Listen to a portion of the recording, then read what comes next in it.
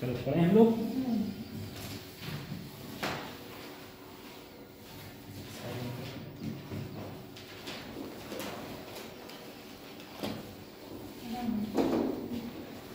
ये लग रहा है परमानेंट वाला लग गया है यहाँ पर।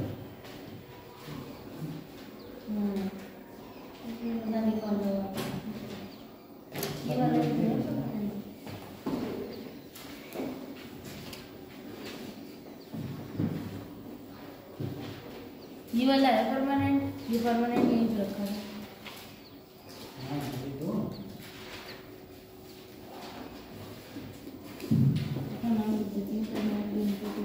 कल हम कहाँ तक पहुँच गए थे?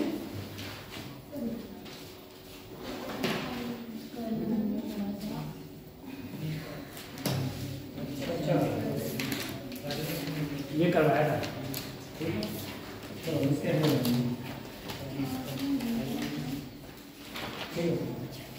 किताब लाई बच्ची? हाँ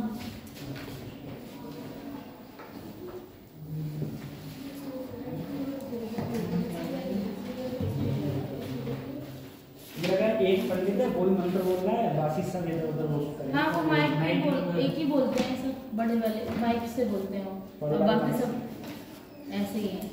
बाकी सब वो कर रहे हैं।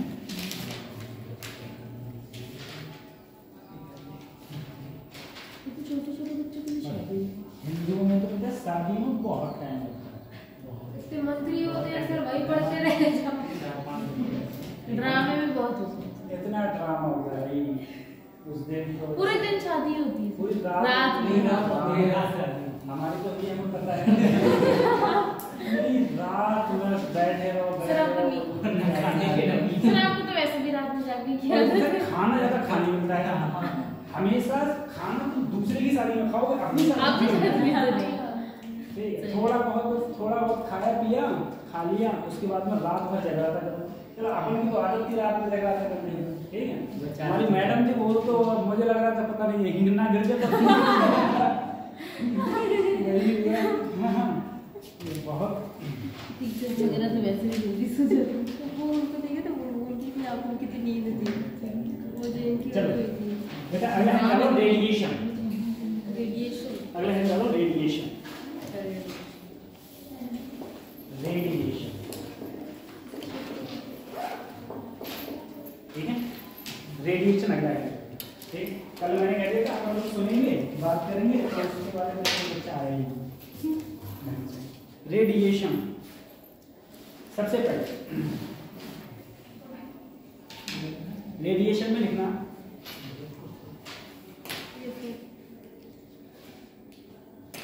इस रेडिएशन के बाद फिर हेड डालो एब्जॉर्प्शन। हाँ एब्जॉर्प्शन, रेडिएशन के अंदर हेड ही पड़ेगा एब्जॉर्प्शन, इसमें लिखना absorption. The process of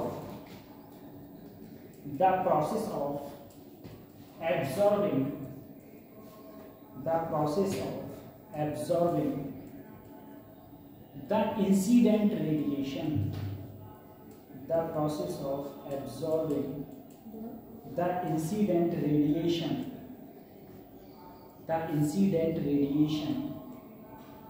by the surface of a body, by the surface of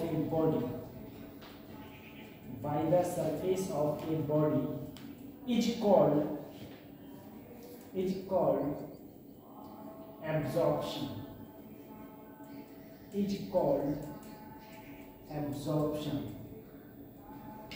ठीक है। न्यू लाइन लिखना ड्यू टू एब्जॉर्प्शन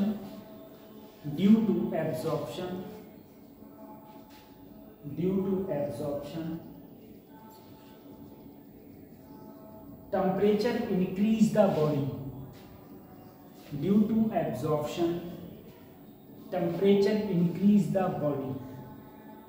एक बात सर, कोई भी बॉडी अगर उसको हीट को क्या करेगी, एनर्जी को वो एब्जॉर्ब करे, तो 100% जब हीट को एब्जॉर्ब किया जाता है तो टेम्परेचर क्या होगा, उसका इंक्रीज होगा। टेम्परेचर क्या होगा, कोई भी चीज अगर हीट को एब्जॉर्ब करोगे तो टेम्परेचर उसका इंक्रीज होगा। अगला हेडिंग लाना, एब्जॉर्प्टिव पावर।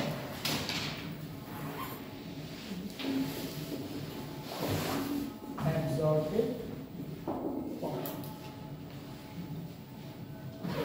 एब्जॉर्प्टिव पावर, ठीक है। इसे बेटा स्मॉल ए से डिनोट करते हैं, एब्जॉर्प्टिव पावर स्मॉल ए से प्रदर्शित करते हैं या स्मॉल ए से डिनोट करते हैं। इसमें लिखना absorptive power, it is defined as the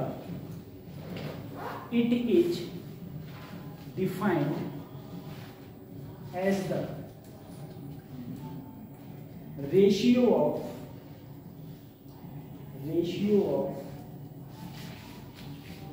energy absorbed and energy incident, energy absorbed,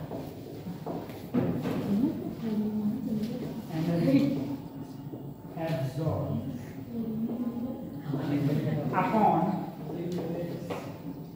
energy incident on the body, energy incident on the बेटा एब्जॉर्ब का मतलब होता है QA और इंसिडेंट का मतलब होता है QI।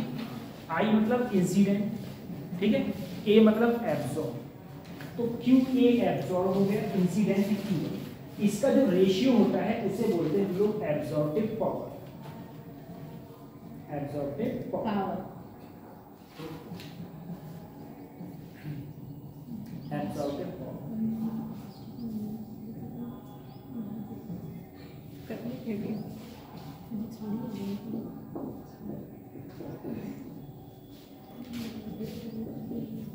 उसके बाद में हेडिंग पड़ेगा spectral absorptive power, spectral absorptive power.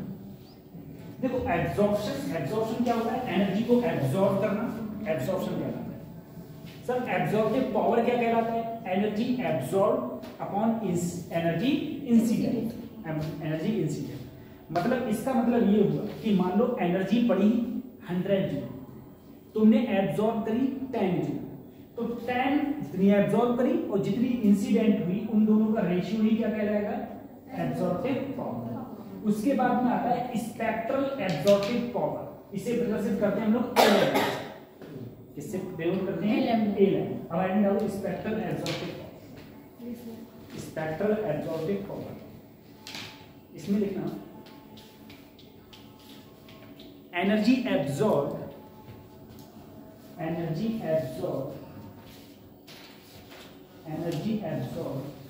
in a single wavelength, energy absorbed in a single wavelength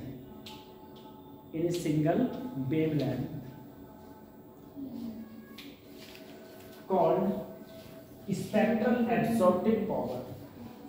इसे क्या बोलते हैं, स्पेक्ट्रल एब्जॉर्प्टिव पावर। किसी बेटा एक सफिशिएंट वेवलेंथ को ही अडॉप्ट करना या फिर एब्जॉर्ब करना ही क्या कहलाता है, स्पेक्ट्रल एब्जॉर्प्टिव पावर।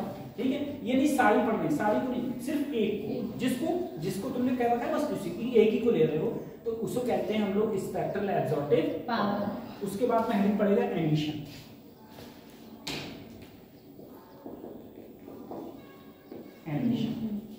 ई से प्रदर्शित कर, बल्कि एमिशन नहीं, स्पेक्ट्रल एमिशन को लिखते हैं, एमिशन लिखो, EMISSION।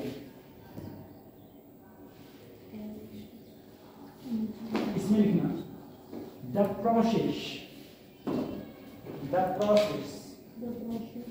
Of emitting radiation, the process of emitting radiation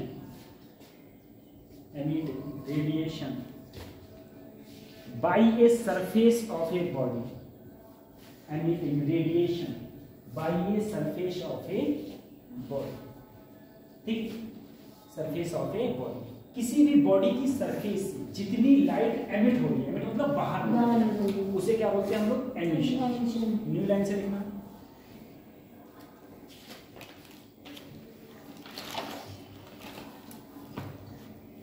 emitted light, ये एमिशन देखो, emission emission depends upon following factor. Emission depends upon following factor. किस पर डिपेंड करता है? नंबर 1 लिखो, wavelength of radiation. Wavelength of radiation किस पर depend करेगा? Wavelength of radiation. सेकंड लिखो, nature of the surface. Surface का नेचर कैसा है? Nature of the surface. Nature of the surface. Nature of the surface. Third लिखो, surface area. Surface area. Surface area. अगला लिखो, temperature of the surface. Temperature of the surface. देखो सबसे पहले तो रेडिएशन डिपेंड करेगा कि कितना रेडिएशन निकल रहा है, वेवलेंथ पर डिपेंड करेगा। वेवलेंथ को हिंदी में बोलते हैं तरंगदैर्घ्य, ठीक है, तरंगदैर्घ्य पर डिपेंड करेगा। दूसरा सरफेस पर डिपेंड करेगा, ठीक है, सरफेस का नेचर कैसा है उस पर डिपेंड करेगा। तीसरा सरफेस का जो टेम्परेचर है उस पर भी डिपेंड करेगा। ज्यादा टेम्परेचर होगा तो अलग टाइप से लाइट निकलती होगी, कम टेम्परेचर होगा तो अलग टाइप से निकलती होगी, ठीक है। वही तो एमिशन इस पर भी तो डिपेंड करता है। हमारा सन बहुत गर्म है, सन बहुत गर्म है तो उससे लाइट निकल रही है, हमारी बॉडी भी तो गर्म है, हमारी बॉडी से निकल रही है, हमारी बॉडी से निकल रही है लेकिन वो दिख नहीं, ठीक है। हमारी बॉडी से भी हीट निकलती है, हीट तो दुनिया में हर चीज से निकलती है, चाहे उसका टेम्परेचर माइनस नहीं क्यों ना हो, ठीक है, हीट तो निकलती ही निकलती है, ठीक है। उसके बाद में आना एमिसिव पावर। एमिसिव पावर इसे बच्चों स्मॉल ई से प्रदर्शित करें। Emissive power, emissive power small e से प्रदर्शित करें।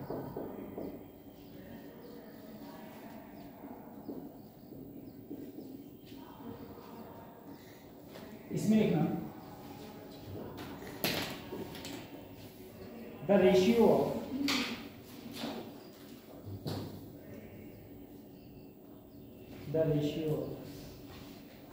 energy emitted, the ratio of energy emitted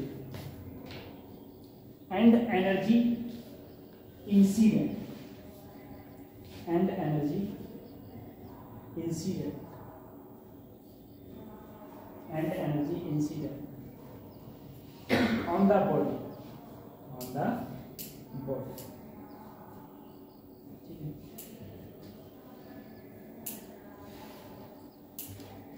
ये फार्मूला लिखूं, E equal to energy emitted upon energy incident.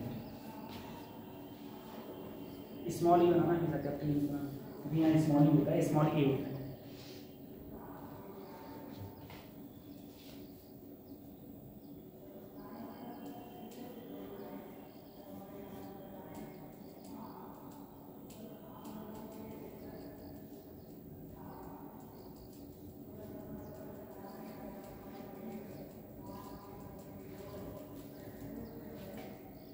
उसके बाद देखना new lens, new lens less emissive power, less emissive power is called, less emissive power is called bad emitter, is called bad emitter, bad emitter. Greater emissive power, greater emissive power, greater emissive power is called good emitter, is called good emitter.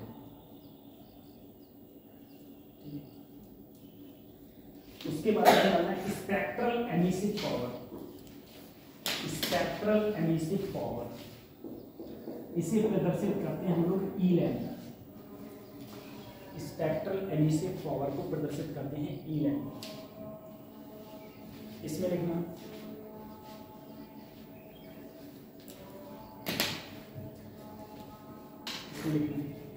For a sufficient wavelength, for a sufficient wavelength, for a sufficient wavelength emitted by the body, for a sufficient wavelength emitted by a body, called spectral emissive power,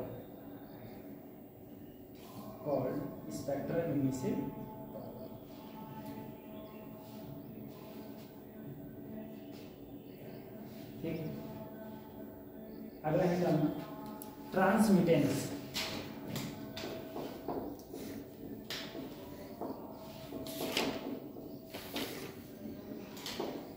small T से denote करते हैं।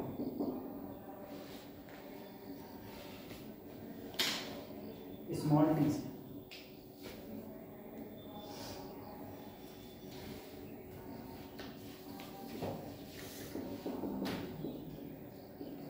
Energy transmitted upon energy incident. Transmit का मतलब होता है QP और incident का मतलब होता है क्यू। ठीक है, लिख दो the ratio of energy transmitted, the ratio of energy transmitted, the ratio of energy transmitted and energy incident on the body, and energy incident on the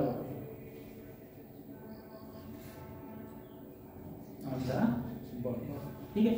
transmit का मतलब क्या होता है? लाइट आई, पड़ी और क्या हो गई? ट्रांसमिट। ठीक,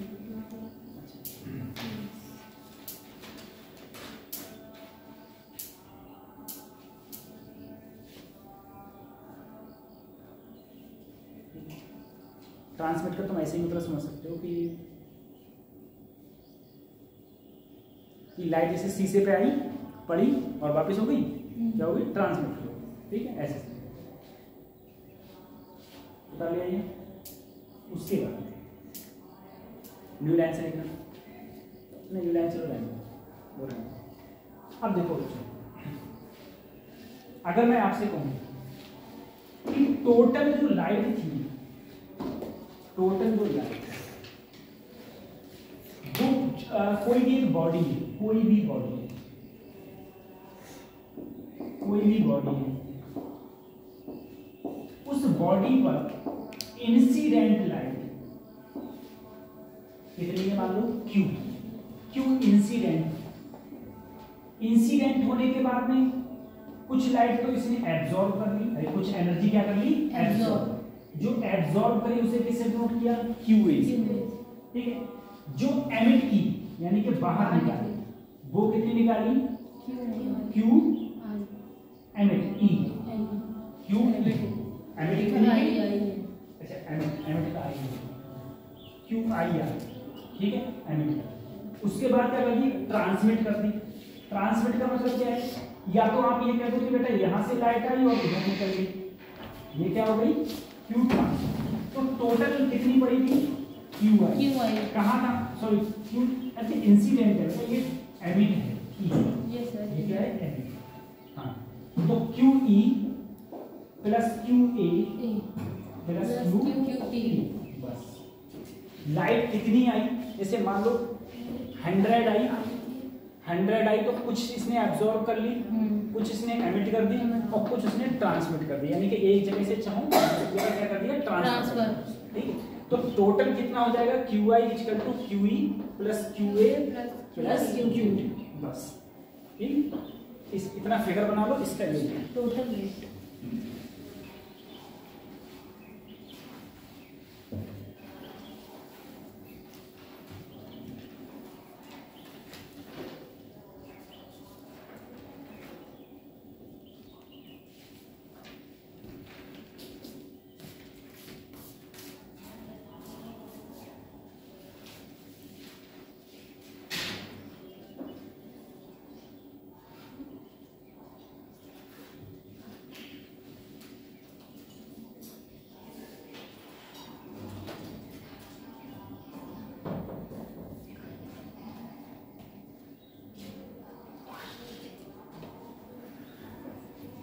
तुम लोगों के कोर्स से ब्लैक बॉडी हट गई है।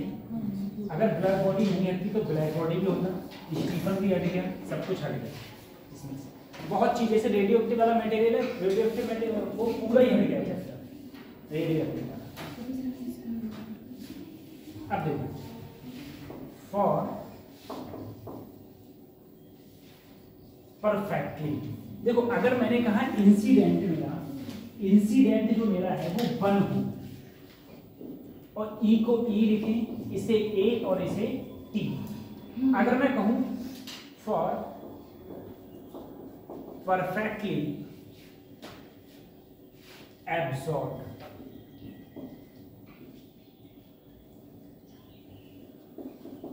अगर 100% एब्सॉर्ब किया जाएगा तो E और T की वैल्यू 0 हो जाएगी। E और T 0 हुआ तो A की वैल्यू हो गई 1। अगर कहा जाए फॉर परफेक्टली एमिटेड बॉडी,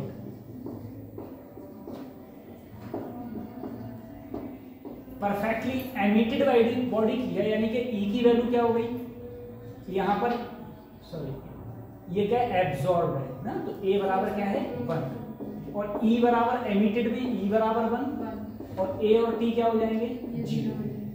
अगर कहा जाए कोई बॉडी है वो परफेक्टली ट्रांसमिटेड है, ट्रांसमिटेड बॉडी, तो T की वैल्यू 1 हो जाएगी और बाकी E और A हो जाएंगे 0।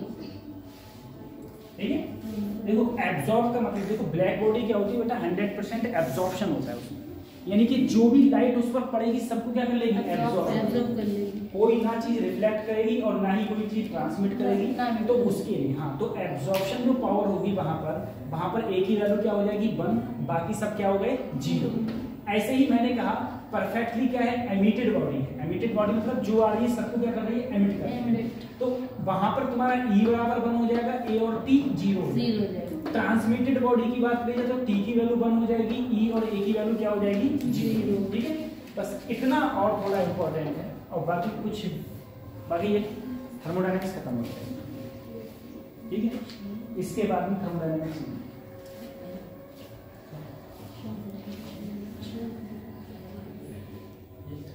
अभी रह गया है, क्या रह गया है, बी आर एम लिखवा दिया, बी आर एम आ गया है नहीं लिखवाया है,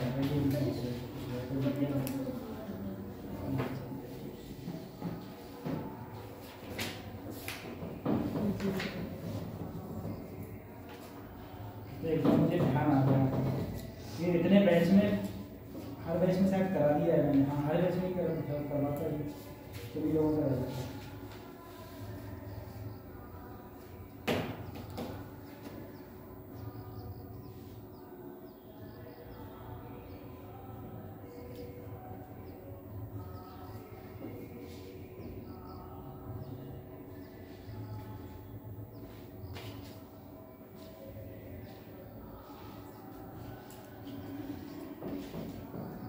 जैसी बोलता ही रहेगा।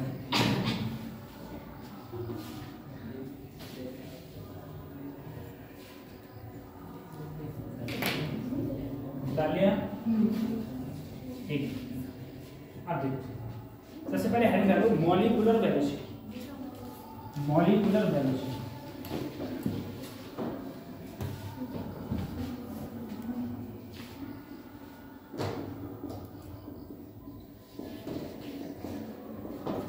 देखो मॉलिक्यूलर वेलोसिटी का मतलब ये है कि तुम्हारा कोई भी, मैंने एक चैम्बर ले लिया, इस पर देखना, इस पर क्वेश्चन बहुत पूछे जाते हैं। मैंने कोई एक चैम्बर ले लिया, उस चैम्बर में गैस के पार्टिकल्स भरे हैं, कोई भी गैस के पार्टिकल्स भरे, वो गैस के पार्टिकल क्या कर रहे हैं मूव कर रहे हैं। जब वो गैस के पार्टिकल मूव करेंगे तो उनकी कुछ ना कुछ क्या होगी वेलोसिटी। ऐसा थोड़ी नहीं है कि गैस के पार्टिकल्स थे वो आराम से दुबकते बैठ गए, वो तो चलते रहेंगे। तो गैस के मॉलिक्यूल्स हैं वो हमेशा और हमेशा चलते रहते हैं। अगर चलते रहते हैं तो उनकी वेलोसिटी होगी, अब वेलोसिटी कौन कौन सी होती है सर? एक होती है वेलोसिटी बेटा आरएमएस, और एक होती है एवरेज वेलोसिटी, एक होती है मोस्ट प्रोबेबल स्पीड यानी कि एमपी, ठीक है, या एमबीवी बोल देते हैं। तो सबसे पहले मैं आपसे कहूं अगर एवरेज वेलोसिटी, एवरेज वेलोसिटी का मतलब क्या हो गया? देखो एवरेज वेलोसिटी का मतलब हो गया, मैंने कहा मान लो इसे बोलते हैं बी एवरेज। मैंने कहा मान लो मेरे पास में सबसे पहले एक पहला पार्टिकल है, उसकी वेलोसिटी क्या मानी? v1, दूसरा पार्टिकल है v2, तीसरा पार्टिकल है, ऐसे सारे पार्टिकल कितने हैं? n है। कितने हैं? n। अगर मैं इन सबकी वेलोसिटी को काउंट करके क्या कर दिया? ऊपर जोड़ दिया, सम कर दिया, अपॉन जितने n थे और नीचे क्या कर दिया? n। तो ये क्या आ गया? मेरी एवरेज क्या आ गई? जैसे हमारे नंबर होते हैं, नंबर हमारे क्या होते हैं? एवरेज नंबर होते हैं, ठीक है। परसेंटेज होती है एक प्रकार से क्या होती है? एवरेज नंबर होती है। तो ऐसा करने पर हमारा ऐसे हो जाता है। अब सर अगर मैं बात करूं बी एवरेज की, अगर मैं इन सबको सॉल्व करता हूं तो मेरा जो फार्मूला आता है वो होता है √8 RT upon pi m, √8 RT बटे पाई m। इन सबको सॉल्व करने के बाद में ये आता है। अब मुझे बताओ सर जी m क्या है? यहाँ पर m क्या है? Molar mass. क्या है? Molar mass. अब मुझे बताओ PV equal to nRT। n क्या होता है? W upon m, W upon m into RT। यही तो होता है सर जी मेरा, ठीक है। अगर मैं RT को ऐसे ही रहने दूं और m को भी ऐसे ही रहने दूं, ठीक है, तो अगर ऐसे रहने तो इधर क्या रहेगा? P और V। W कहाँ आ गया? नीचे। इधर क्या रह गया? RT बटे m। मुझे बताओ सर मैं n को क्या लिख सकता हूँ? W upon m। केमिस्ट्री में पढ़ा है ना हमने? W upon m। सर अब देखो W क्या है? मास। W क्या है? मास या वेट। और B क्या है? वॉल्यूम। और मास पर यूनिट वॉल्यूम क्या होता है सर? डेंसिटी। क्या होती है? डेंसिटी। सर मास पर यूनिट वॉल्यूम डेंसिटी होती है। अब अगर हम लोग इसमें देखें सर, जो हमारी डेंसिटी का फार्मूला होता है ना वो होता था mass upon volume. Mass upon volume.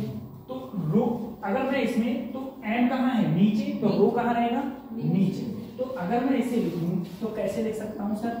P upon rho equal to RT upon ऐसे लिख सकता हूँ। तो मैंने क्या किया सर, इसमें RT अपॉन m की जगह, RT अपॉन m की जगह, जैसे मेरा P एवरेज का फार्मूला था √8 RT अपॉन पाई m, मैंने RT अपॉन m की जगह √8 P पाई तो ऐसे ही RT अपॉन m की जगह P अपॉन क्या लिख दिया? P upon. तो एक फार्मूला याद करना है आपको, एक होता है ये P एवरेज का formula 8 RT upon pi m, या फिर √8P अपॉन पाई रो क्या होती है? डेंसिटी। अगर क्वेश्चन में आपको टेम्परेचर पता है, क्या पता है? टेम्परेचर, और m पता है, तब ये वाला फार्मूला लगाओगे। अगर क्वेश्चन में आपको प्रेशर पता है और डेंसिटी पता है तो कौन सा फार्मूला लगाएंगे हम लोग? ये वाला, ठीक है। बता दो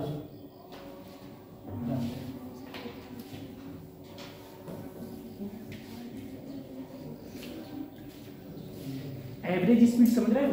एवरेज स्पीड का मेरे कहने का मतलब ये है बेटा, यहाँ स्पीड की बात हो रही है, यहाँ वेलोसिटी की बात नहीं हो रही है। स्पीड का मतलब है एक आदमी मान लो 10 से जा रहा है, एक बच्चा 20 से जा रहा है, एक बच्चा 30 से जा रहा है, तो मैंने कहा था उनकी एवरेज कितनी होगी? तो 10 + 20 + 30 बटे 3, dv को लोग थे 100 बटे 3। ऐसे ही सारे जा रहे थे v1 v2 v3, सबकी स्पीड जोड़ी और अपॉन क्या कर दिया? n। वो क्या कहलाती है? मेरी एवरेज स्पीड। उसी को हम लोग एवरेज स्पीड, ठीक है। कल क्यों नहीं आए आप लोग?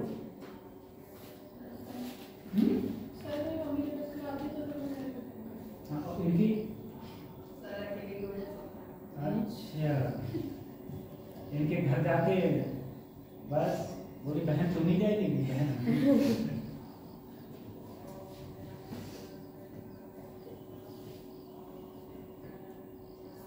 और आप लोग तो नहीं आएंगी?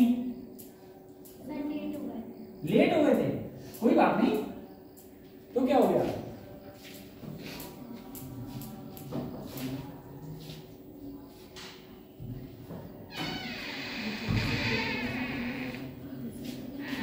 लेट हो गए और क्या जा रहा है ना, तभी तो आ जाते हैं। P upon rho equal to RT upon M।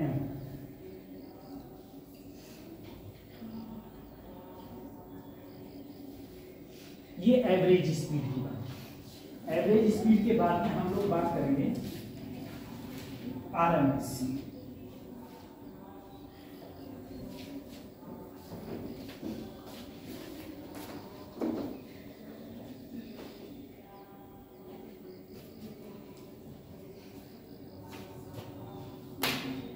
RMS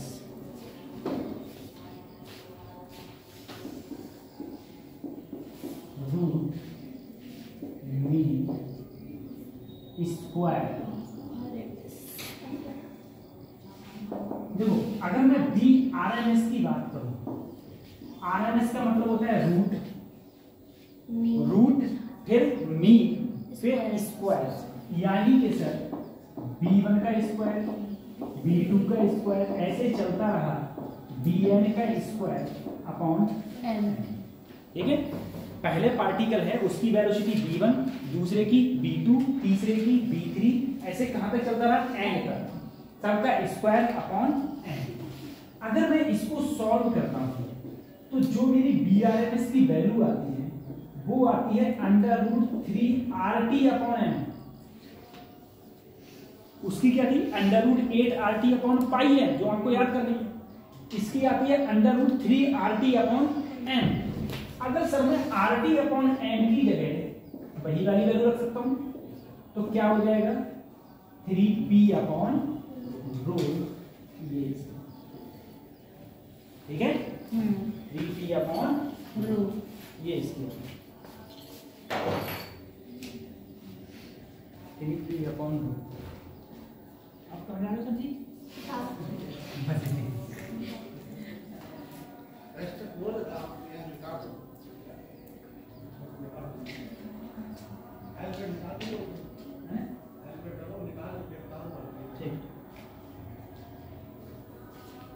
तो BRMS होता है √3P अपॉन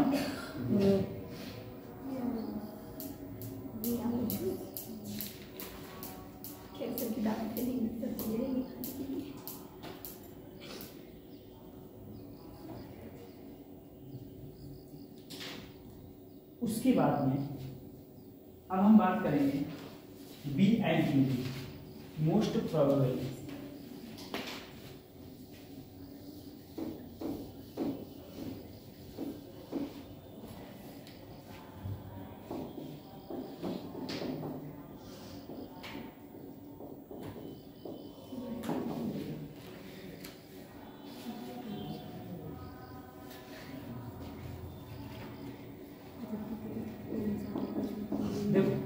मोस्ट प्रोबेबल को बस याद कर लो, BMP ये फार्मूला होता है √2RT अपॉन M, और इसे कन्वर्ट करें तो √2P अपॉन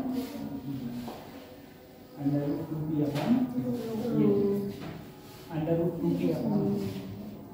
अब जरा सोचने से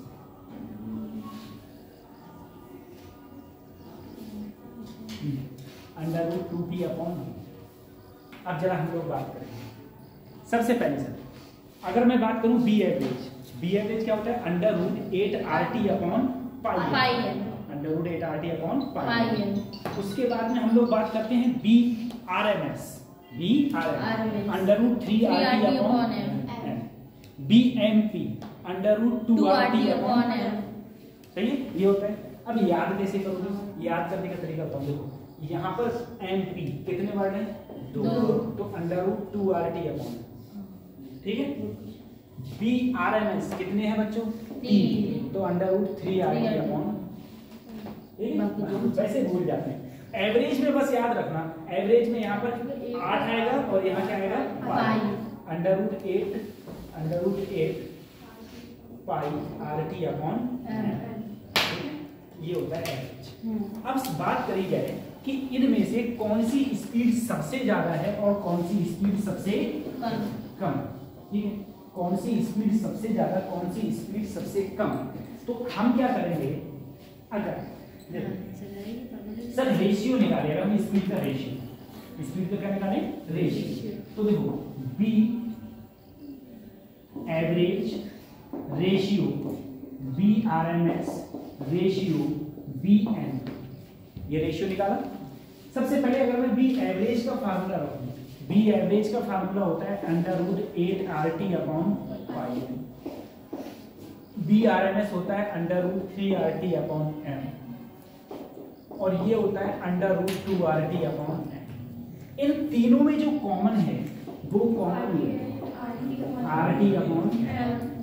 तो इधर बचा सर √8/5, √3 और ठीक। रेशियो का एक तरीका होता है कि जो भी तुम्हारा रेशियो में जो कॉमन लिया जाता है, जो तीनों में कॉमन हो या सब में कॉमन हो, उसे खत्म कर दो। तो यहाँ पर अगर मैं इसे खत्म करूंगा तो √8/5 और √2। तो जब मैं पाई की वैल्यू 3.14 होती है तो 3.14 से मैं इसको डिवाइड करूंगा तो मेरा आएगा 2.5। ठीक है, मुझे याद है, आप चाहे मल्टीप्लाई कर लेना, डिवाइड कर लेना, क्या आएगा लगभग 2.5। अब देखो B average ratio B RMS ratio B M, यही तो आया। Yes sir. अगर बात करी है सबसे ज्यादा वेलोसिटी किसकी है तो बी आरएमएस √3, फिर एवरेज, फिर एम। और अगर इसको याद करना है तो याद भी कर सकते हो आप लोग, ठीक है। राम आर से आरएमएस, आर से आरएमएस, फिर एवरेज, फिर एम, मोस्ट पॉपुलर। ठीक है, तो सबसे ज्यादा स्पीड किसकी होगी, आरएमएस की, फिर एवरेज की, फिर एमडी की। इनका रेशियो क्या है तो एवरेज है बीच में आती है, ए बीच में आता है ना, तो ये 2.5, ये √2, फिर 2 के बाद 0.5 जोड़ा 2.5, फिर क्या आया 3। ठीक है, सबसे ज्यादा किसकी, सबसे ज्यादा आरएमएस की, फिर इसकी, फिर इसकी। ठीक है, अगर मान लो इसे कहीं पर ऐसे लिखा होता B RMS ratio B average ratio B M, तो मैं कैसे लिखता सर, √3 रेशियो 2.5 रेशियो 2। ये तो ये चीज को हम लोग ऐसे करते हैं।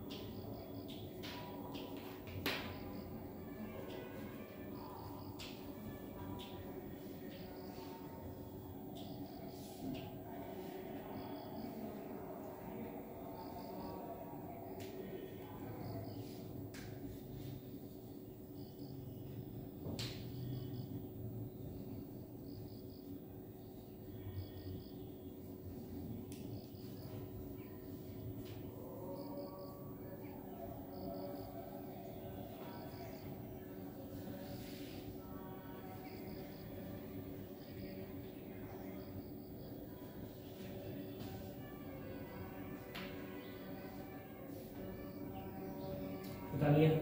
अब देखो जो भी जो यहाँ पर m है ना सर, इस m की वैल्यू, बाकी सब तुम्हें पता है, जो m की वैल्यू है हमेशा याद रखना, हमेशा किलोग्राम पर मोल में ली जाती है। m की वैल्यू हमेशा किलोग्राम पर मोल, हाँ m की वैल्यू हमेशा किलोग्राम पर मोल में ली जाती है, ये बात है। अब कैसे सर जी, इसमें हम लोगों को कंफ्यूजन कैसे हो जाए, जहाँ पर हम लोग गलती कर बैठते हैं इसमें। ठीक, एक क्वेश्चन लिखो, what is the RMS velocity, what is the RMS velocity of oxygen gas, what is the RMS velocity of oxygen gas at 127 degree centigrade, 127 degree centigrade. Molecular weight of oxygen H, molecular weight of oxygen H 32। अब इसमें निकाला है sir ji B R B, जैसे ही यहां 3 आए मैंने कर दिया 3RT/m। आप बोले सर 3 ऐसे ही, ठीक है 3 ऐसे। देखो आर की वैल्यू, ठीक है हाँ बेटा, आर की वैल्यू वैसे तो होती है 8.3 joule per mole per kelvin. R की वैल्यू कांस्टेंट वैल्यू होती है जो आपको याद होनी चाहिए, joule per mole per kelvin. लेकिन अगर ये कैलोरी में होती, किसमें होती कैलोरी, तो कैलोरी में होती है 2 कैलोरी पर मोल केल्विन। कितनी होती है 2 कैलोरी में 2 होती है, और जूल में क्या होती है सर, जहां कैलोरी होगा वहां ग्राम लगता है, वहां क्या लगता है ग्राम। जहां जूल होता है वहां किलोग्राम लगता है, जहां जूल होता है वहां पर क्या लगता है किलोग्राम। अब देखो तुम्हें जब क्वेश्चन में दिया हुआ है आर की वैल्यू हमेशा क्या लगाना 8.3, टेम्परेचर हमेशा केल्विन में लगाना, किसमें केल्विन, क्योंकि देखो यहाँ पर केल्विन। अब बताओ 127 डिग्री सेंटीग्रेड मैं कन्वर्ट करना बताया था, जब थर्मोडायनामिक्स मैंने स्टार्टिंग करी थी तो मैंने बताया था। टेम्परेचर दिया है 127 डिग्री सेंटीग्रेड, 127 प्लस 273 कितना आया 400 केल्विन, 400 केल्विन। तो टेम्परेचर आया 400 केल्विन। मॉलिक्यूलर वेट कितना दे रखा है 32। लेकिन याद रखना जो ये वेट दिया होता है ना वो 32 वो ग्राम में दिया है, इसमें दिया होता है ग्राम, वो दिया होता है ग्राम पर मोल। लेकिन आपको ग्राम पर मोल में नहीं कन्वर्ट करना, आपको किसमें कन्वर्ट करना है किलोग्राम, ठीक है। तो देखो जो क्वेश्चन में m की वैल्यू दी है 32 वो आपको दी है ग्राम पर मोल, लेकिन जब आप इसे किलोग्राम में कन्वर्ट करेंगे तो ये हो जाएगा 32 इंटू 10 की पावर माइनस, ये हो गया ये हो गया। फिर अब इसे काटो और काट के आंसर बताओ कितना, ठीक है। इस चीज का कुछ याद रखना। सबसे पहले आर किस में लोगे यहाँ जूल में, 8.3 टेम्परेचर किस में लोगे केल्विन में, और जो तुम्हें मॉलिक्यूलर वेट क्वेश्चन में 32 दे रखा है वो याद रखना है वो 32 होता है ग्राम पर मोल। इसका मतलब क्या है, इसका मतलब ये हुआ कि अगर मैं 1 मोल ऑक्सीजन एटम लूं, 1 मोल ऑक्सीजन, तो उसमें कितना वजन होगा 32 ग्राम होगा, 32 किलोग्राम होगा 32 ग्राम। अब सच्ची 1 मोल में कितने एटम होते हैं, 6.023 प्लस का 20 इतने एटम होते हैं, और इतने एटम मिलके क्या बनाते हैं 1 मोल बनाते हैं, और इतने एटम को मिला के जो उसमें मॉलिक्यूलर वेट होगा उसका वो होगा 32 ग्राम, ये कहलाता है 32, ठीक है। ये 16 होता है, सही, ये 32।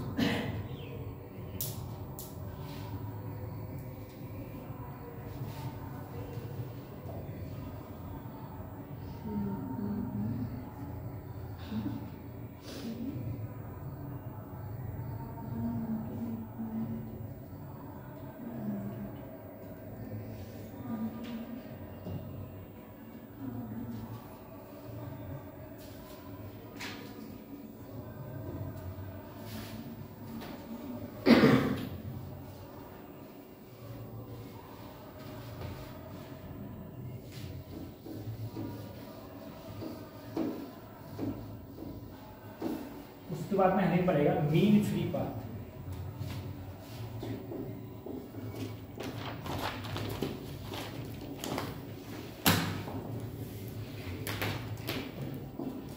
मीन फ्री पाथ डिनोट करते हैं इसे लैम्डा से, मीन फ्री पाथ को डिनोट करते हैं हम लोग लैम्डा से, ठीक। मीन फ्री पाथ अब जरा समझो, सर जैसे मान लो ये हमारे पास में एक कमरा है, ये कमरा है, ऐसे एक चैम्बर्स में एक चैम्बर है, जैसे एक कमरा ऐसे कमरा है। इस कमरे के अंदर गैस के जो मॉलिक्यूल्स होंगे वो आपस में चल रहे होंगे, ठीक है। जब आपस में चल रहे होंगे तो वो आपस में क्या हो रहे होंगे, कोलाइड हो रहे होंगे, टक्कर हो रही होंगे। और टक्कर के बाद एक टक्कर ऐसे हुई तो ऐसे जा रही है, एक टक्कर ऐसे हुई तो ऐसे जा रही है, ऐसे जाते रहेंगे, ये टक्कर होती है। सर टक्कर अगर हो रही है, अब तुम जरा सुन, मैंने कहा मैंने इसमें क्या किया, पूरे कमरे को खाली कर दिया। खाली करने के बाद मैंने इसमें 20-30 बच्चे लिए जिनकी आंखों पर पट्टी बांधी, ठीक है। और मैंने कह दिया कंडीशन एक जोर का, ठीक है, उसके ही पीछे से पटा पड़ेगा तो सब भागेंगे, तो भागेंगे तो दीवार से भी टकराएंगे, आपस में भी टकराएंगे। अब ऐसा थोड़ी नहीं है आपस में ऐसे टकराए तब भी इधर ही जा रहे हैं, टकरा के कोई इधर जा रहा है, कोई कहीं जा रहा है, कोई कहीं जा रहा है। ऐसे ही समझो, जब एक गैस का मॉलिक्यूल एक पार्टिकल से टकराया, दूसरा पार्टिकल भी टकराया, टकराने के बाद इधर चला गया, अब जाने के बाद तो वो दूसरे पार्टिकल से टकराया, ठीक है। तो इससे टकराने के साथ में तुमने घड़ी स्टार्ट कर दी, घड़ी स्टार्ट कर दी, टाइम देखना, स्टॉप वॉच। जब वो दूसरे से टकराया, घड़ी रोक दी, तो वो क्या हो गया, एक प्रकार का mean free path, mean free जिस पाथ में, हाँ जैसे एक बार कोई गंदा ऐसे आया, टकरा के कहीं से आया, यहाँ टकराया, टकराने के बाद ऐसे गया, फिर टकराया, तो यहाँ एक टक्कर और दो टक्कर, लगातार दो टक्करों के बीच की जो डिस्टेंस है उसे बोलेंगे हम लोग फ्री पाथ। क्या बोलेंगे, फ्री पाथ। ऐसी सारी डिस्टेंसों का मीन ले लूं, ऐसी सारी डिस्टेंसों को क्या ले लूं, मीन। मीन का मतलब है λ1 + λ2 + λ3 + λ4, ऐसे सबका मीन ले लूं, उसे कहते हैं हम लोग मीन फ्री पाथ। सही है, मीन फ्री पाथ ये हो। अच्छा लिखना है इसमें, the average distance travel by a molecule, the average distance travel by a molecule between two successive collision,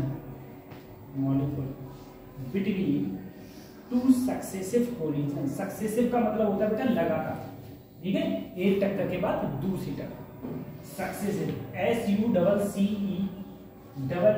SUCCESSIVE, two successive collision is known as the mean free path of the molecule, is known as the mean free path of the molecule, mean free path of the molecule। तो lambda बराबर 1/√2 πn और साथ में होता है d², ठीक है। d क्या होता है, डायमीटर ऑफ द मॉलिक्यूल्स का डायमीटर, ठीक है, मॉलिक्यूल्स का डायमीटर। n होता है number of molecules per unit volume,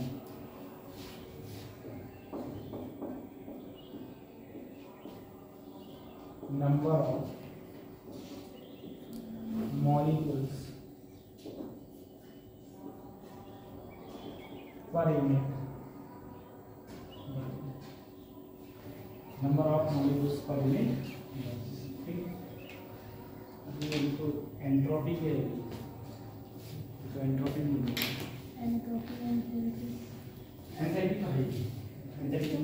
वो केमिस्ट्री में number of molecules per unit 1, ये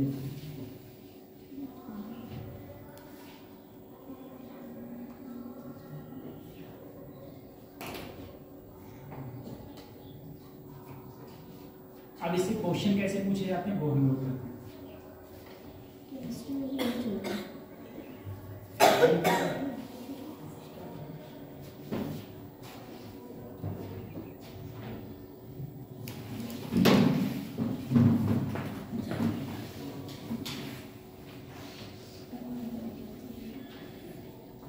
वर्षा कुमारी नरेश पाल सिंह, पलक सागर, शीतल भारती,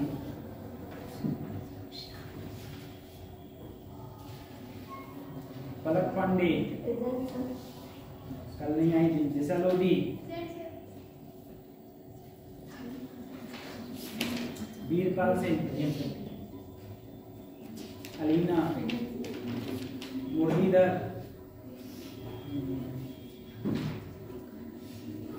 यूशरा,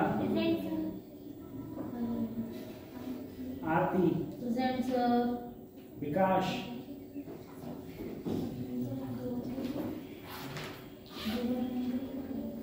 सपना, प्रेमपाल, कृतिका, हेमंत सिंह, छाया,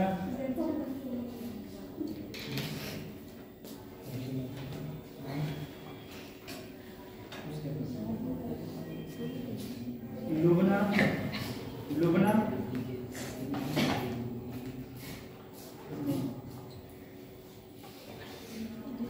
उमरा,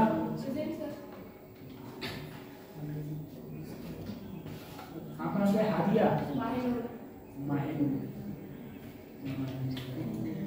बहुत दिन बाद बेटा आ जा रही है माहिनूर,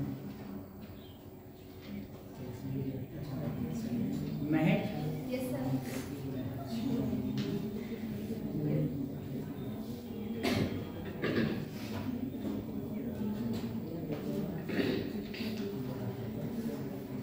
कशिश, हो गया बच्चा बच्चा।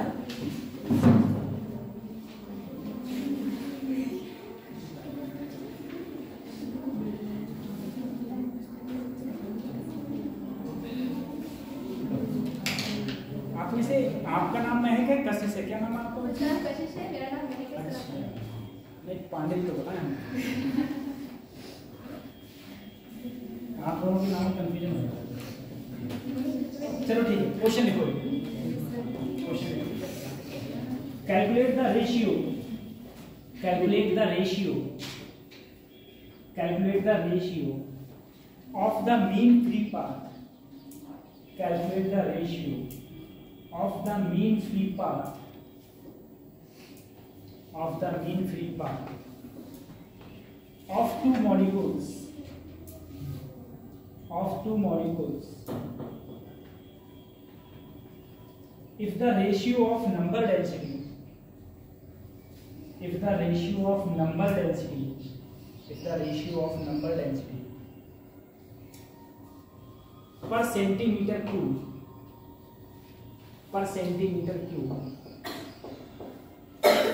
5:3, 5:3, 5:3, and the ratio of the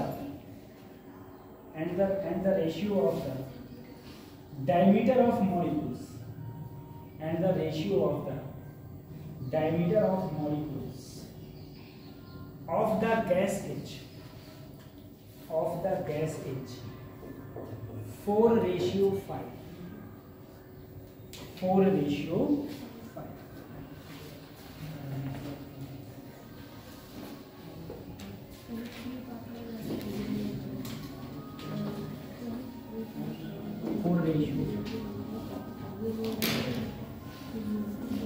अब देखो सर, ऐसा है अगर मैं लैम्डा की बात करूं, लैम्डा का जो मेरा फार्मूला था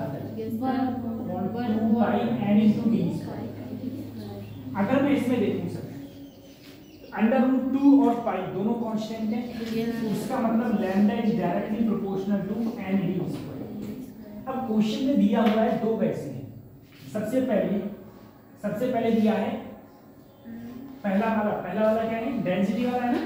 पहला डेंसिटी का मतलब है पहला n1/n2 दिया है 5/3, और सर d1/d2 की जो वैल्यू दी है वो दी है 4/5।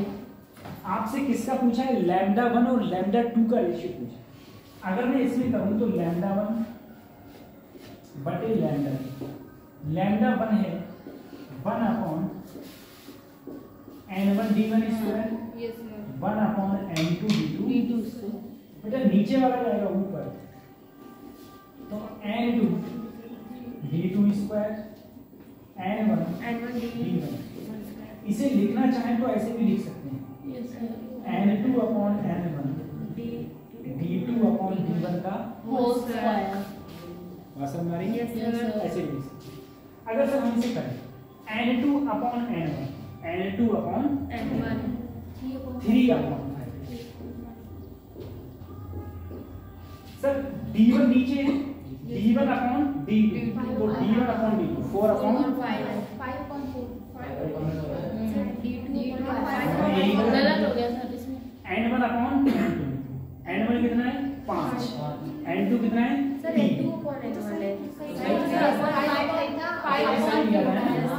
अच्छा ये d2 अपॉन d1, तो d2 है 5 और d1 है 4, तो 5/4। ठीक है, तो ये हो गया 3 अपॉन 5 into 25 अपॉन 60 कितना आया 15 अपॉन 16 लैम्डा 1 अपॉन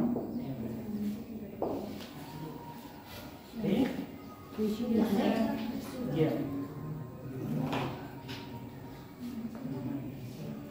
प्रेमल तुम घर से आते हो कितने साइकिल चलाते हो, कितने किलोमीटर साइकिल चलाते हो पर डे? हाँ अरे यहाँ से गाँव कितनी दूर है? 7 किलोमीटर समझ लो, 8 किलोमीटर समझ लो, यानी कि पर डे 8 किलोमीटर आना, 8 किलोमीटर 16 किलोमीटर चलाते हो साइकिल। हम कहीं कहीं घूमते हो हैं, कहीं बाजार तक घूमने जाते हो, 16 किलोमीटर साइकिल कितनी देर में पहुंच जाते हैं यहाँ से घर पे? 30 मिनट पहुंच जाते हैं।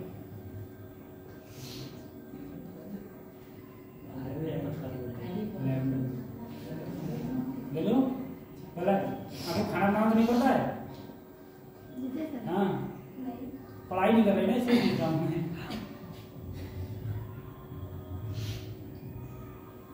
खाना बनाना पड़ता हो, बर्तन धोने पड़ते हो, पोछा लगाना पड़ता हो, है ना, दिक्कत होती है। बर्तन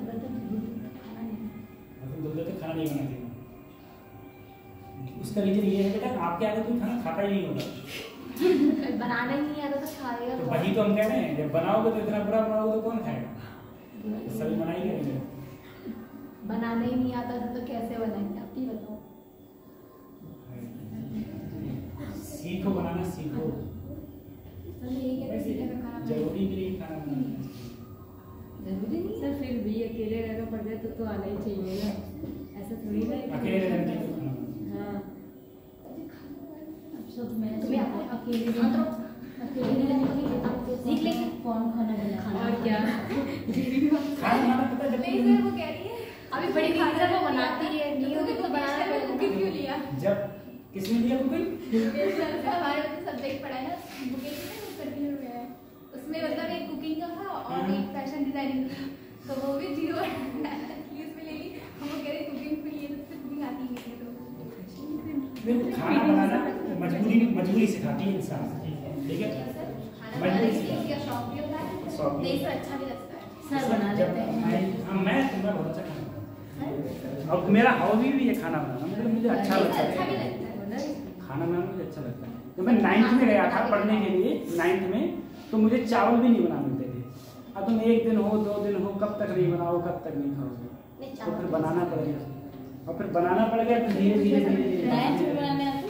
आपको मुझे खाना बनाना अच्छा लगता है। लेकिन खाना बनाना तब अच्छा लगता है जब सब चीज हो, अब ये नहीं कि तुम आधी घंटी प्याज भी डाल रहे हो, ठीक है, तेल की वो तुम बचत कर रहे हो, मसाले तुम्हारे पास है नहीं, ऐसे नहीं, प्रॉपर हर चीज मात्रा में हो तब बना सकता है।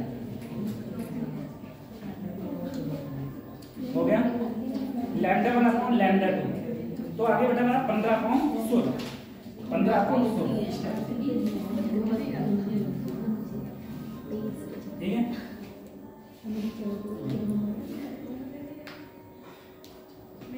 अगला है डालो kinetic energy of gas molecules, kinetic energy of gas molecules at temperature, kinetic energy of gas molecules at temperature. ठीक है, तो लिखना मीन लिखना मीन ट्रांसलेशनल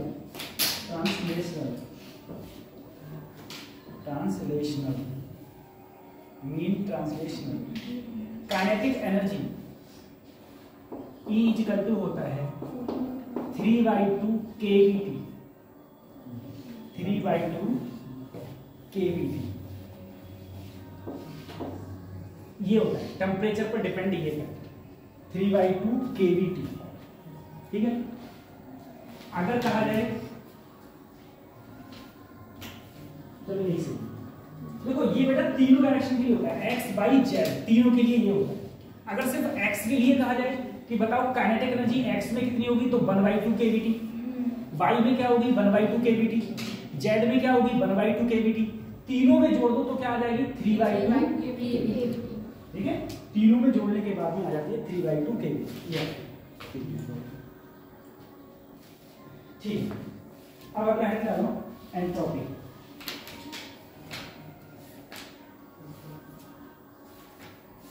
एंट्रोपी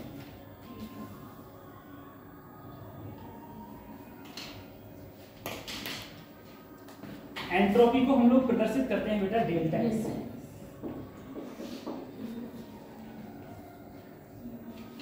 लिखना heat absorb by the system, heat absorb by the system upon temperature,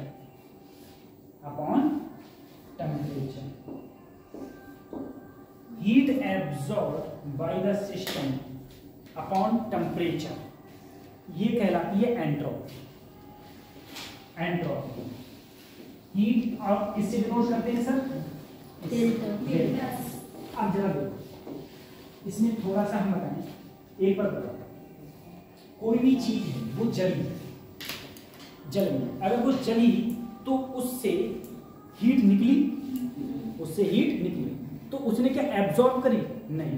अगर heat निकलेगी तो क्या आएगा माइनस, तो एंट्रोपी क्या होगी नेगेटिव। नहीं पल्ले पड़ा, दोबारा देखो सर, बर्फ है मेरे पास, बर्फ को मैंने पिघलाया, बर्फ पिघल गई।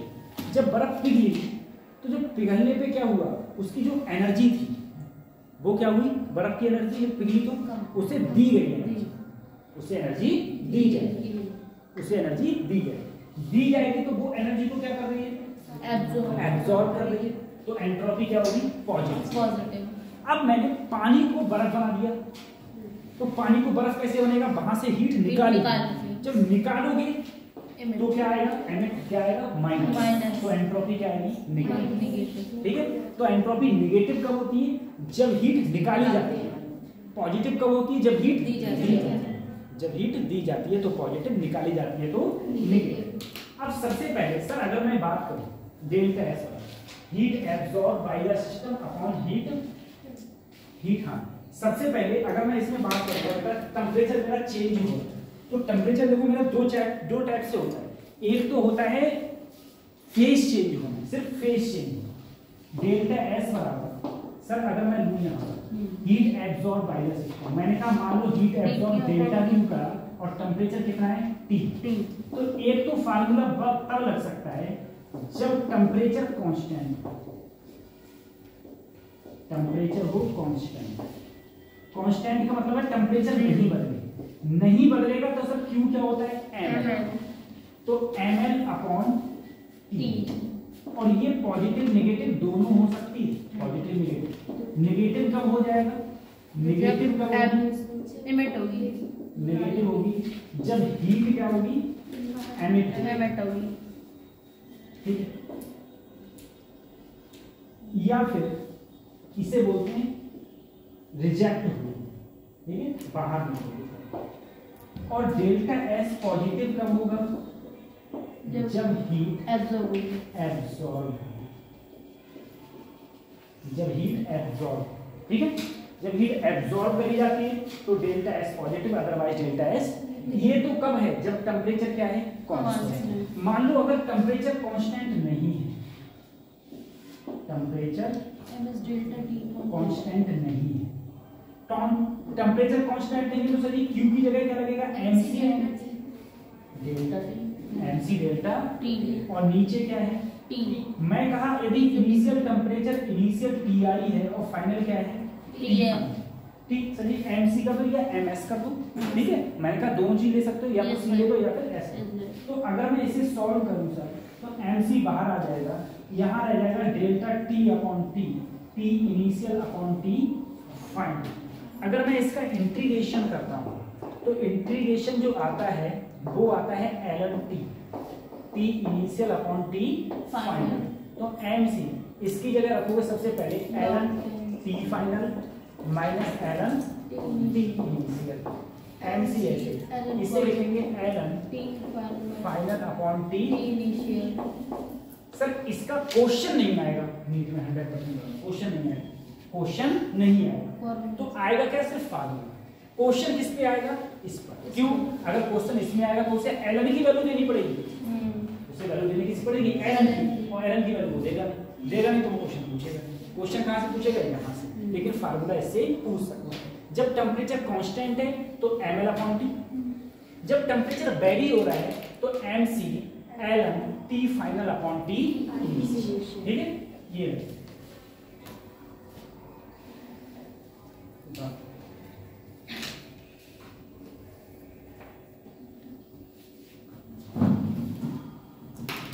अलीना आप कहाँ से आती हो बच्ची, कोटा से आती हो, सवारी से।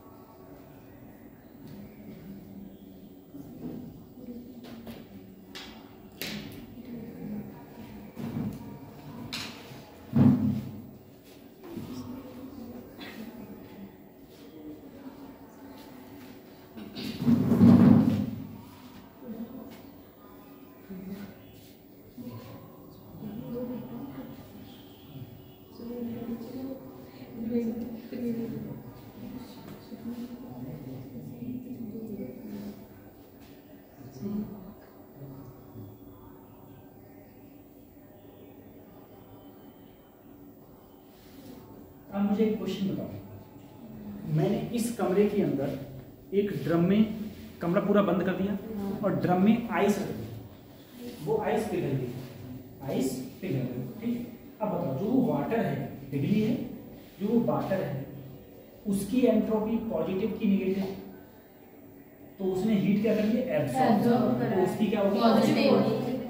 और कमरे की नेगेटिव, कमरे ने क्या करी, एमिट कर दिया, कमरे से तो छीनी गई है ना, कमरे से छीनी गई यानी कि कमरे ने एमिट करी, तो कमरे की क्या होगी, नेगेटिव। ये ध्यान रखना, ठीक है। कमरे की हो जाएगी नेगेटिव, उसकी हो जाएगी पॉजिटिव। इस टाइप से भी क्वेश्चन है।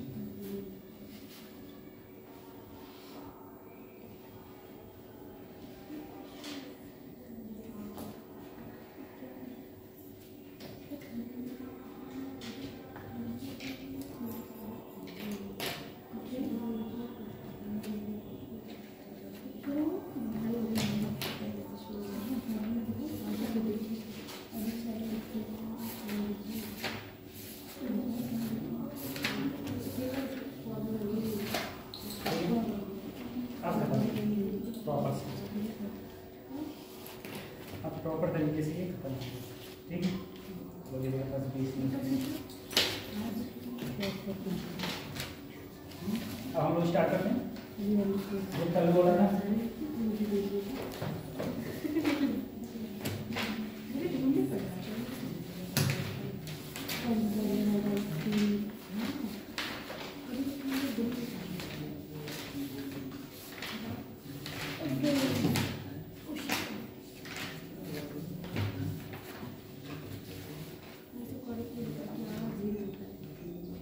ठीक है,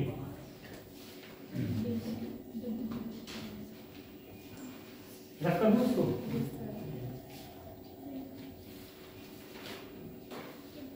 अच्छा, अगर मैं तुमसे एक ऐसे क्वेश्चन पूछ लिया जाए, मान लीजिए क्वेश्चन करवा देता हूँ कि मैंने क्या किया, 10 ग्राम मेरी आइस है एट 0 डिग्री सेंटीग्रेड, इसे कन्वर्ट कर दिया, कन्वर्ट इनटू 0 डिग्री सेंटीग्रेड के बाद, ठीक है। तो तुमसे कहा गया change in entropy, change in entropy, entropy change कितनी होगी? तो सर क्या टेम्परेचर चेंज हुआ? नहीं हुआ। तो Q बराबर ml, m कितना है 10, l कितना होता है 80 अपॉन टेम्परेचर कितना है 0 डिग्री। तो यहाँ 0 थोड़ा लिखेंगे, 273 तो 800 अपॉन 273 जो आएगा, ठीक है सही। उसके बाद में यूनिट क्या होती है इसकी? होती है जूल, लेकिन यहाँ पर होगी कैलोरी, कैलोरी पर कैलोरी, कैलोरी पर कैलोरी ये होगी, ठीक है, कैलोरी पर कैलोरी। फार्मूला याद करके आए थे, मैंने कल बोला था फार्मूला याद करके आना।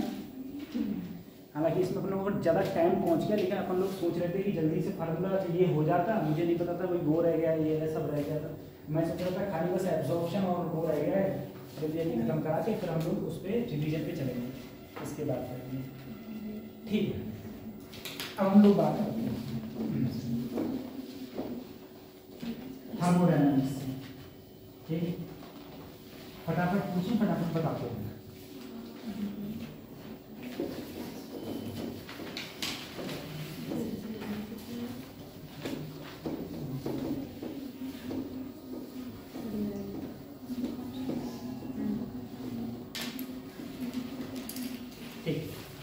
सबसे पहले मैं बात कर रहा हूँ change in temperature, change in temperature, ठीक है।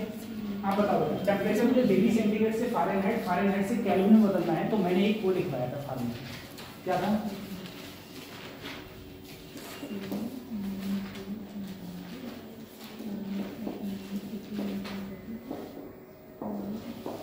बोलो।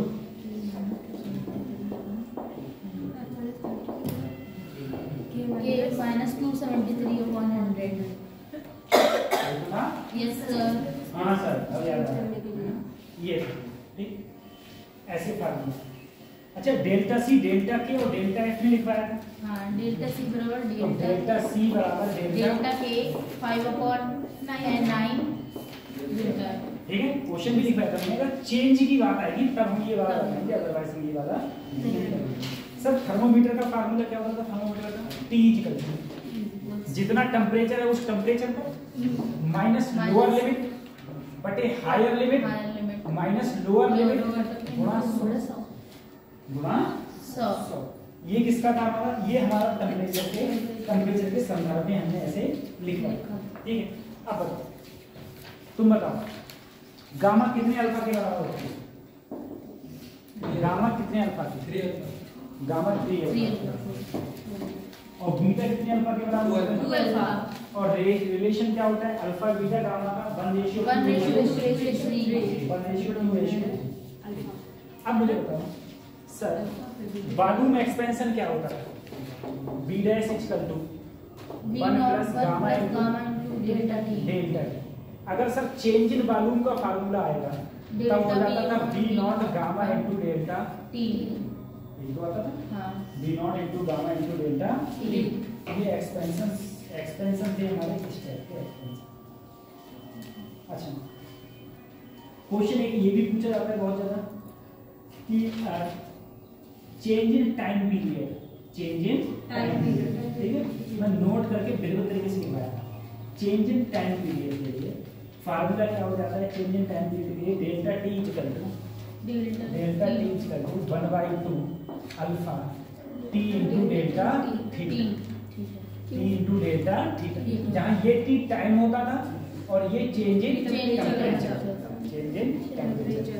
आप नहीं आएंगे उस समय, बीमार थी हैं, ये पढ़ा हुआ है आपका? है पढ़ा हुआ तो ठीक है। जब बच्ची तुम आई थी तो हम कहाँ पढ़ा रहे थे आपको? वो खत्म चल रहा था, क्या बोलते हैं, फ्लूड हाँ फ्लूड खत्म हुआ था। फ्लूड क्लास चल रहा था।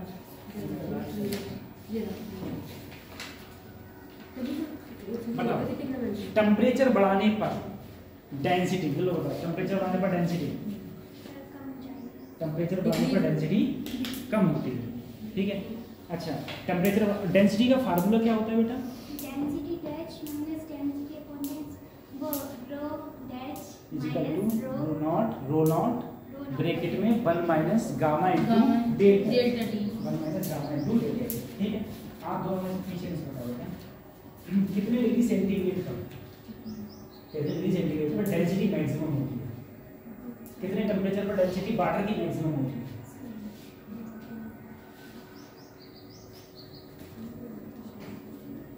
जीरो पर।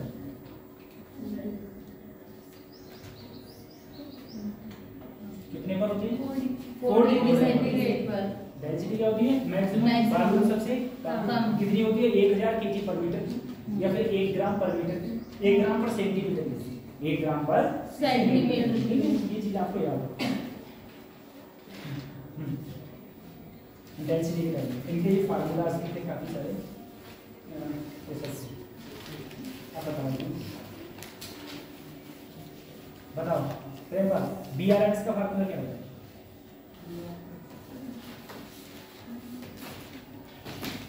उस दिन आए नहीं वो, है ना? जिस दिन BRMS पढ़ाएगा तो उस दिन आए नहीं हो, सही बात है? तो कुछ तो बोलो, आए थे नहीं आए थे? हैं? डेली आते हो, लेकिन जिस दिन ये पढ़ाएगा तो उस दिन नहीं आए होगा ना? आए थे? कब पढ़ाया गया था? BRMS कब पढ़ाया गया था? कल।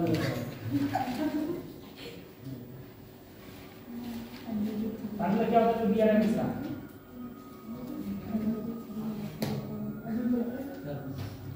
कुछ ध्यान नहीं है, ये कब पढ़ाया गया था?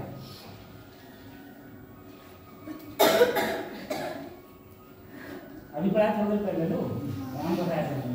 नहीं पढ़ाया था? BRMS का फार्मूला क्या होता है? 3RT अपॉन N बराबर अंडर रूट, यही है, अंडर रूट 3RT होता है, ठीक है। ये तो इसके लिए आ जाएगा ना। चलो सही। अब हम बात करें, चलो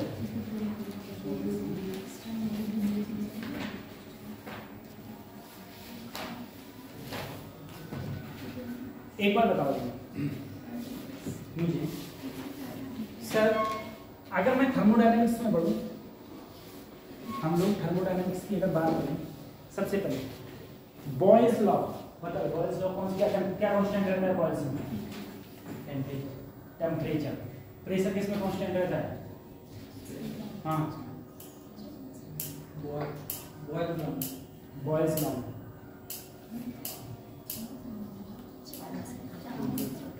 टेम्परेचर किस में?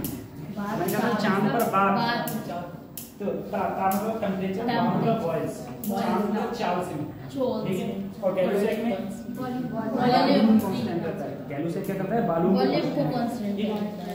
अच्छा, वॉल्यूम को कांस्टेंट रहता है। अब मुझे बताओ सर, अगर मैं डिग्री ऑफ फ्रीडम की बात करूं, ठीक है, डिग्री ऑफ फ्रीडम बताओ, मोनोटॉमिक की कितनी होती है? हाँ, 3 होती है मोनोटॉमिक। और डायरेक्ट कितनी होती है? डायरेक्ट कितनी होती है? 5 होती है। और पॉलीटॉमिक कितनी होती है? पॉलीटॉमिक 6 होती है, ठीक है। तुम दोनों कुछ खाया पिया करो, ठीक है। तुम तो कभी थोड़ा बहुत तो पता ही नहीं खाती हो, बताओ। और ये फास्ट में रखो, पता ही नहीं फास्ट कभी बता दो। फास्ट रहने से क्या होता है, वैसे शरीर को एटीपी का शरीर को हाँ, एक मिनट में शरीर को वैसे 30 एटीपी वही है। अच्छा, 5 होती है। अब मुझे बताओ सर जी, 35-56 मैंने कहा था, ठीक है।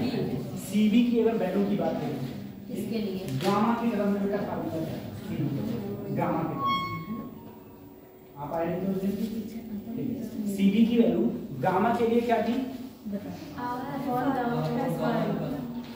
आर अपॉन गामा माइनस और डिग्री ऑफ फ्रीडम की टर्म में FR upon 2 FR upon 2। Gamma की वैल्यू सबसे ज्यादा किसके लिए है? गामा सबसे ज्यादा मोनो, फिर डाया, फिर पॉली या ट्राई, पॉली या फिर ट्राई एटॉमिक के लिए ही तो थी। सर अगर मैं इसका ग्राफ बनाता है, एक तरफ P एक तरफ V, जो सबसे ज्यादा भारी वो सबसे ज्यादा नीचे, जो सबसे ज्यादा हल्की वो सबसे ज्यादा ऊपर, तो ये होती मोनो, ये होती डाया और ट्राई या फिर पॉली, ठीक है। उसके बाद में अगर मैं आपसे कहूँ वर्गन किसमें जीरो होता है? वर्गन किसमें जीरो होता है? आइसोकोरिक में। सर जिसमें वॉल्यूम कांस्टेंट होता है उसमें वर्गन क्या होता है? जीरो होता है। इंटरनल एनर्जी किसमें जीरो होती है? एडियाबैटिक में। इंटरनल एनर्जी आइसोथर्मल में। जहाँ टेम्परेचर कांस्टेंट होता है वहां पर, जहाँ टेम्परेचर कांस्टेंट होता है वहां पर डेल्टा यू क्या होती है? जीरो होती है, ठीक है। अब बताओ डेल्टा यू का सर जो फार्मूला होता था, डेल्टा क्या होता था? NCV डेल्टा टी, और यू का फार्मूला होता था NCV यू का NCVT और डेल्टा यू का NCV डेल्टा T। सभी ये फार्मूला होता था, ठीक है। ये हमेशा लगता था, जितने भी लॉस थे सभी में लगा, चाहे आइसोथर्मिक हुआ, चाहे आइसोबैरिक हुआ, चाहे एडियाबैटिक हुआ, चाहे कोई सा प्रोसेस हुआ, सबके लिए हमने अपना यही फार्मूला लगाया था, ठीक है। अब बताओ डेल्टा क्यू किसके लिए जीरो होता है? तुम तीनों बताओ डेल्टा क्यू किसके लिए जीरो होता है? तुझसे नहीं पूछा डेल्टा क्यू बताओ। एडियाबैटिक मतलब जहां पर हीट का एक्सचेंज ना हो, अगर हीट का एक्सचेंज नहीं होता है वहां पर एडियाबैटिक प्रोसेस होता है, और उस एडियाबैटिक प्रोसेस में डेल्टा क्यू की वैल्यू क्या होती है सर? जीरो। अगर डेल्टा क्यू की वैल्यू जीरो है sir, first law of thermodynamics क्या कहलाता था? Delta W. अगर डेल्टा क्यू जीरो हो जाएगा तो डेल्टा यू बराबर होगा सर माइनस डेल्टा डब्ल्यू, ठीक है। अब मुझे बताओ कौन से, अगर एरिया पीवी डायग्राम में हमेशा पी और वी डायग्राम में जो भी एरिया होगा पीवी डायग्राम में एरिया किसके बराबर होगा? एरिया हमेशा किसके बराबर होगा? पीवी डायग्राम में एरिया होगा वर्गन के बराबर होगा, ठीक है। अब मुझे बताओ मेरा कोई एक प्रोसेस है, इधर P है और इधर V है, ऐसा कोई प्रोसेस है, ये कौन सा प्रोसेस है?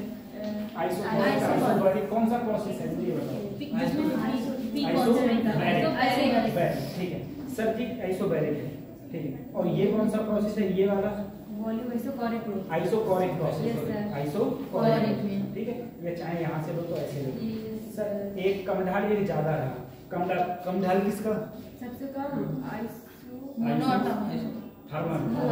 आइसोथर्मल। ज्यादा ढाल किसका?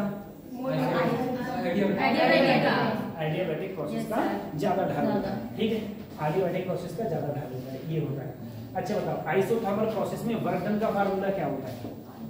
इसमें कितने फार्मूला थे? 4। कितने फार्मूला थे? 4। पहला क्या था? NRT B final upon B initial. एक बार 2.303 NRT लॉग, ठीक है। या फिर एक बार क्या करो बच्चों? NRT ln P initial upon P final. Sir ये भी हमारे वर्गन का फार्मूला होता है। ऐसे 4 वर्गन के फार्मूला होते थे, जहाँ पर टेम्परेचर कांस्टेंट होता था वहां पर ये तुम्हारे फार्मूलाज लगते थे। अच्छा ठीक है, इस टाइप से ये सारे के सारे आपको फार्मूला याद होने। मैंने टेबल बनाई थी, टेबल बस वो एक टेबल बनाई थी, वो आपको सिर्फ टेबल याद हो, ठीक। टेबल याद हो, सारे क्वेश्चन तुमसे होते हुए चले जाएंगे, सारे क्वेश्चन ऐसे होते हुए चले जाएंगे, ठीक है। उसके बाद में हमने बात करी थी डेल्टा क्यू डेल्टा एस, ये सब बात हमारी हुई। टाइम हो गया, इसके सारे के सारे फार्मूलाज याद करना आप लोग, ठीक है। जितने भी इसके फार्मूला हैं सारे, वैसे हम सोच रहे थे बहुत सारा करा देते लेकिन बस वो करा नहीं पाए। इसके बाद में हमारा स्टार्ट होगा वेव। अब जब भी हमारी क्लास होगी, ठीक है, जब भी हमारी क्लास होगी उसमें हम लोग स्टार्ट करेंगे वेव स्टार्ट, स्टार्ट करेंगे या 12th स्टार्ट करेंगे, तो हम सोच लेंगे एक बार कौन सा स्टार्ट करेंगे, ठीक है। सर वेव कब तक जाएगा? वेव हाँ कितने क्लास में हो जाएगा? हाँ वेव हो जाएगा 4 क्लास में, तो पहले इसी को करवा दीजिए, फिर डायरेक्ट 12th पे आ जाएंगे। फिर 11th पूरा खत्म हो जाएगा, हाँ। फिर 12th आ जाएगा, ठीक है। वेव में बहुत सारा पोर्शन हट गया, जैसे डॉपलर इफेक्ट हट गया, ठीक है, और भी काफ़ी चीज़ें। डॉपलर एक बहुत बड़ा होगा, डॉपलर हट गया, बस खाली आपको स्टेशनरी वेव, साउंड वेव, इन सब के बारे में बताना है। इसके बाद में open organ type, closed organ type, इसके बारे में बताना है, ठीक है। फिर बोथ साइड क्लोज स्ट्रिंग, इनके बारे में करना है, और ये करते ही हमारा कोर्स हो जाएगा। अभी सिलेबस आया नहीं, सिलेबस हमारा आ जाएगा तो फिर 2 दिन आ जाएगा, फिर पता चल जाएगा कितने नंबर ऑफ क्लासेस हैं। इस बार वैसे मैं बोला तो है मेरी क्लासेस थोड़ी बढ़ा देगा, अब देखो क्या होगा, ठीक है बच्चों। और क्लासेस पर डे आओ।